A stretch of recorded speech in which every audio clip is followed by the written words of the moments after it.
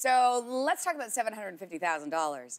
What does that amount of money get you house-wise across the country? Let's take a look. I love these things. Okay, so here we go. This is Calgary. Yeah. It's around $750,000. This is what you can get in Calgary. Let's take a look at Winnipeg, shall we? Winnipeg. Nice. These are all great. Halifax, what does $750 get you? Oh, Cute, great. charming. Very cute. Love it. Okay, there's a house up for sale for $749,000 in Toronto. Let's take a look at that. Oh, my Oh, God. Yeah. It's actually just the bins in the front. Well, let's take a look inside, shall we? Let's take a little tour. good. Sure. Yeah. Okay. That's great. Cracked end chic. Yeah, it's fantastic. That is a real listing. It's a row house just down the street from our studio here. This is Queen Street West in Ossington area, if you're familiar with Toronto. I love when the real estate in the description says something like, the listing okay, so this is in the listing, needs a little TLC to become your dream home.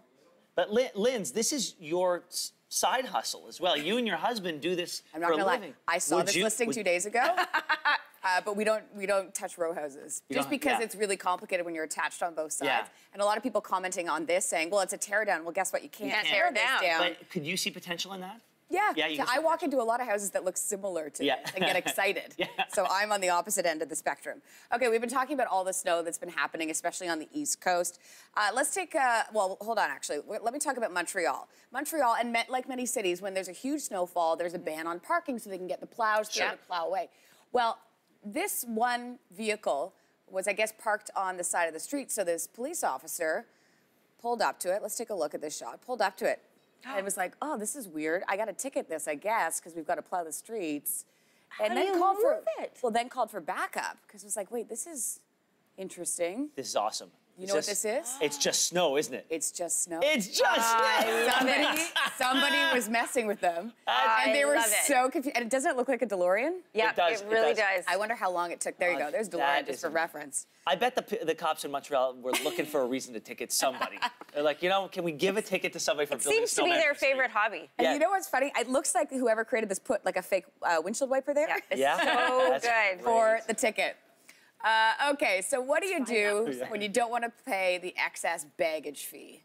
You wear all your clothes. That's what one guy did. He was flying out of Iceland. He's wearing 8 pairs of pants and 10 shirts. That's what he looked like. British Airways said, oh, no. Yeah, no. You're not getting on our flight. There you go. So he talks about this. He says they banned him, basically. They held him and said, you're not getting on the flight for this. He tried the next day on another airline, EasyJet, I believe. Yeah. They also said, no, we heard about what you did the day before. Because he put the whole thing on social media. And had he not, maybe he would have got away with it. Well, no, they at the airport, they said, you're not getting on this thing. You're saying with EasyJet? Yeah. Well, he was trying to do the same thing, wearing all the clothes, not paying the I don't care about getting on a flight with somebody who's willing to do that. I don't want to be behind them in the security line. Because waiting for him to take off all of those clothes to get through the scanners. Yeah.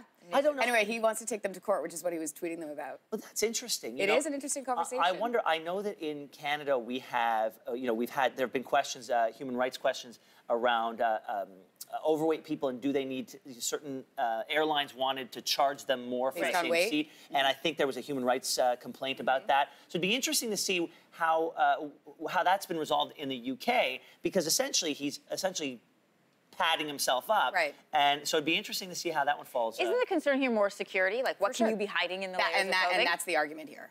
Doesn't technology see through layers of clothing? I mean, it's 2018. Don't we have X-rays that could tell you what's underneath 8 layers of clothing? These are all the questions, Ben, that people are talking about. I think they just knew that he found an end run around paying something and didn't want to let him on the plane. Maybe. We'll see. We'll see how that one plays out. All right, well, thank you very much for that.